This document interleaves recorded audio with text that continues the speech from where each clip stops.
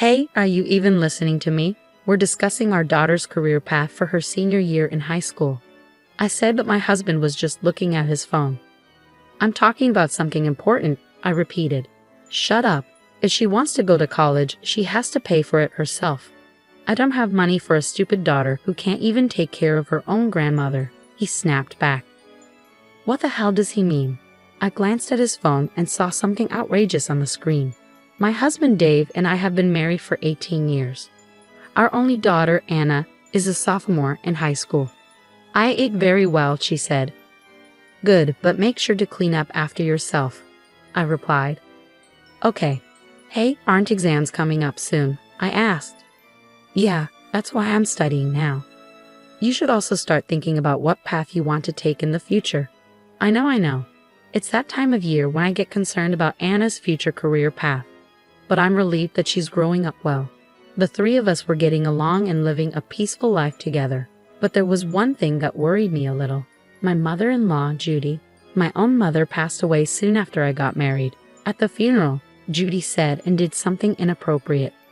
Mom, you're my son's wife now, so don't cry over something like this, she said.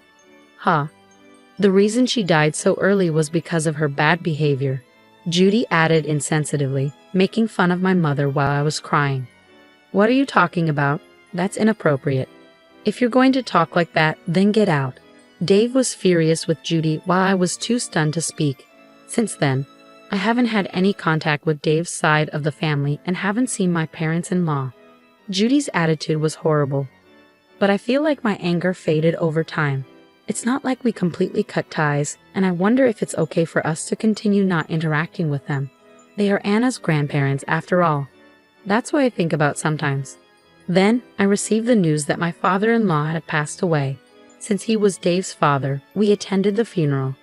Judy was in tears, looking weaker and smaller. I guess she was grieving deeply over the loss of her loved one. A few days later, Dave was staying at his parents' house for the funeral and inheritance procedures. When he returned home, he proposed that we move in with Judy. My mother is the only one living in their house now, and she seems very depressed, Dave said. I see, I replied, picturing Judy crying alone. With my father-in-law gone, she must be feeling very lonely. I understood why Dave was worried. I was thinking that we could move in with her. Please, Dave said. Yeah, okay, I agreed in the end, and we moved into my parents-in-law's house. But once we started living together, things took a turn. I look forward to living with you, Judy, I said. You haven't done anything great as a wife until now, so you should work hard to make up for it, Judy retorted. Now make me some tea quickly. Can't you see I'm depressed here? You should be more considerate. How dare Judy take it out on me? I decided to move in with her because I thought she was lonely. But what is with her attitude? Dave and I both work, but he leaves all the house chores to me. Hey, is dinner ready yet? I just got home from work, Dave demanded. You're such a bad wife, ignoring what you need to do in the house when you're a wife. I'm really disappointed in you, Judy added. Why does she always complain about me so much? And now Judy began to blame Anna too. Hey, please go fold the laundry, Judy said. But I'm studying right now, Anna replied. What a charmless girl you are, just like your own mother. What? You can't even obey your elders? Girls are supposed to help around the house instead of studying. You're really annoying, Judy snapped at Anna. Anna, now in her adolescence, became rebellious towards Judy. Studying is useless. Doing the house chores is much more useful, Judy continued. You're freaking annoying, Anna retorted. My goodness, she's such a useless child, isn't she? Judy muttered.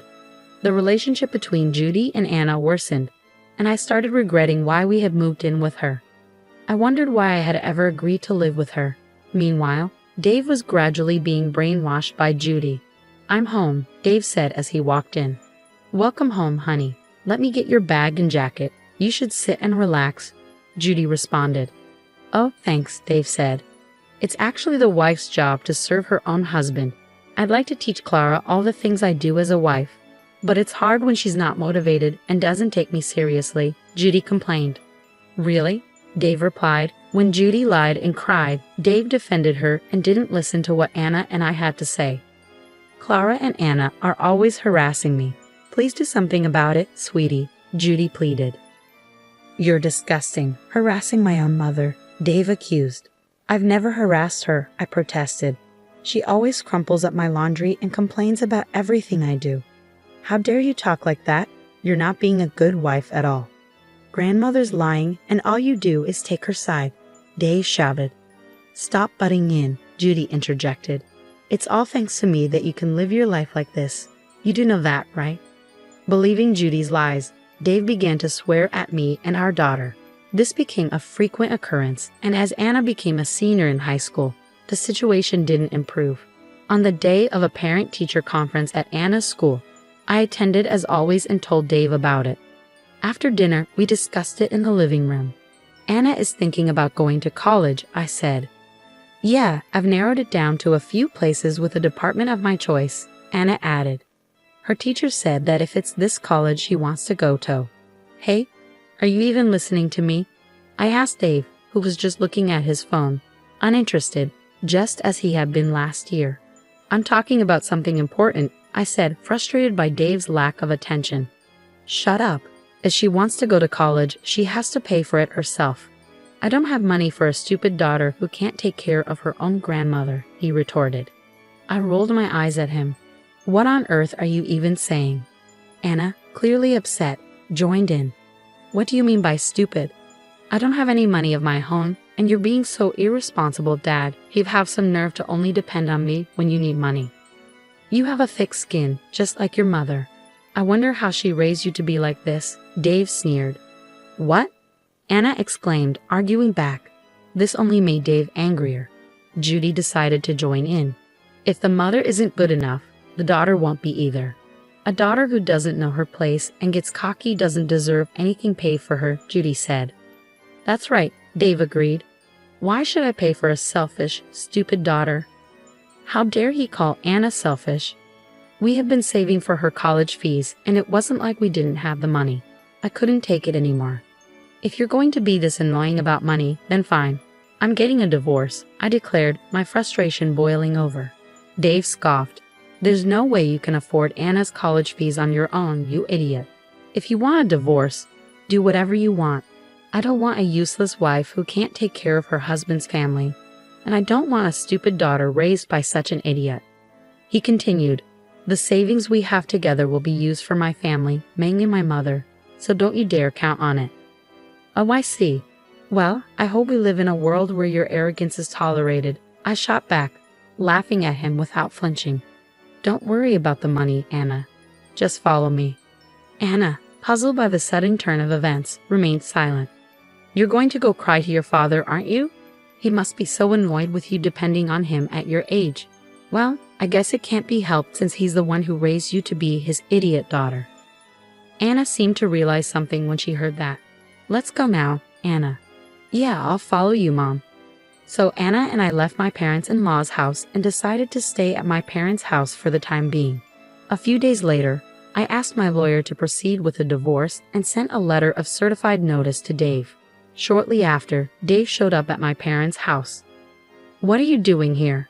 I asked. I'm sorry. I sincerely apologize. I don't want a divorce. Please come home, he begged. I answered the door, and he instantly apologized, hanging on to me with a desperate look on his face. I had noticed that our savings were decreasing, and after a background check with a credit card agency, discovered that Dave was spending money at a hostess club.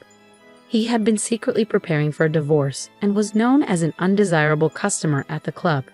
I'm going to divorce my wife, so marry me, he had said to one of the hostesses. Huh? What are you even saying? I truly love you, and I can make you happy, he insisted. I'm not really looking for that. After I declared for a divorce, he had proposed to the club hostess he had been infatuated with. When she rejected him, he wasn't satisfied and was eventually banned from the club. His contact information was blocked by her, but still not ready to give up, he waited for her near the club. I'm serious. Please just listen to me, Dave pleaded. I have to go to work now, I said, brushing him off. Please, I need to talk to you, he insisted. I'm in a hurry, I replied, turning away. When he tried to talk to her directly, she coldly rejected him. After being seen multiple times by his colleagues, Dave was shunned at his company. When his boss found out about his nightlife activities, he was called in for questioning. "I heard that you've been stalking a club hostess. I'm not impressed with that kind of behavior," his boss said. "I'm serious about our relationship and thinking about marrying her. I really love her," Dave explained. "I understand your feelings, but I'm not sure if she feels the same way about you," his boss replied. "If I get to talk to her properly, she will understand," Dave insisted. "To begin with, I thought you had a wife and a daughter," his boss remarked. "My wife and I are divorcing. Both my wife and daughter are annoying and have the nerve to talk about college. The hostess from the club is a much better woman than my selfish wife and daughter," Dave argued. "What? Now, wait a minute. As a husband, you ought to consider your own wife's position. Did you even listen to your wife properly? You only listen to what your mother has to say. Besides, you don't take your daughter's college talk seriously, but you're into another woman. How dare you think that what you're doing is good enough as a father? You better cool your head," his boss said sternly. "Yes, sir," Dave replied, shaken. Dave was demoted and given a pay cut. I sent him a certified letter demanding a divorce and custody of Anna. I also demanded a division of property and compensation for the money he spent at the club. "I'm really sorry. I was wrong. Let's start over," Dave pleaded. "Even if we don't get divorced, you still have to pay for the money you spent behind my back," I pointed out. "What?" Dave was surprised. I sighed in disgust. "You left all the house chores and taking care of your mother to me. I can never get back together with someone who tries to live a happy life while playing around with young girls. I refused to get back together with him once and for all." Then Anna showed up. "I'm really sorry. I'll be a good father to you. Let's start over," Dave begged. Anna glared at him coldly. "Do you have any idea what I've been going through these past few months? If you think you can be forgiven with one light apology, you're stupid. Just because I'm in high school, you look down on me. A father who takes away his daughter's future options but plays around and pays other young women is too creepy and gross for me." Dave couldn't hide his shock at Anna's rejection. He slumped his shoulders and left. Soon after, he was completely depressed, rejected by the hostess at the club as well. Eventually, Dave gave up trying to get back with me and paid the fees I claimed. The money he spent at the club and the alimony were covered by his inheritance from his father. But it wasn't enough, so the rest was paid in installments. The monthly alimony and child support payments were difficult for Dave, who had a pay cut. After the divorce, Judy visited me once at my parents' house. "You have made my life difficult. I forgive you, so you should forgive my son and come back home," Judy screamed at me from the front door. "I'm so fed up with my selfish mother-in-law always looking down on me," I said. I called Dave, and he rushed over to pick Judy up. "Mom, what are you doing?" Dave asked. "I'm telling your stubborn wife to get her act together," Judy said. "I'm not his wife anymore. I have a record of what you've been saying to me when we lived together, so I can file a claim for alimony if that's what you want," I replied calmly. "How dare you talk to me like that?" Judy got angry. "That's enough. You're putting me in a bad position, Mother." Dave lost his temper. Dave got so angry that he put Judy in an institution. With the alimony, child support payments, and payment for the facility, my ex-husband's life became quite tight. Another tough month, Dave sighed. He had to do all the house chores himself and was living a lonely life. My daughter and I were spending peaceful days at my parents' house. Despite everything that had happened, she was doing her best to pass the entrance exam for college. "Here you go, your dinner," I said, handing her a plate. "Thanks, I was just getting a little hungry. I'll eat now," Anna said. "You're working hard, but don't push yourself too much," I told her. "I'm my mother's daughter, and since you don't have any good luck with men, I'm going to do my very best and become an independent woman who can live on her own without depending on a man," Anna joked. I laughed. "Oh, I see. But if my daughter is working hard to follow the path she has chosen, I'll do my best to support her. I want her to be truly happy more than anything else."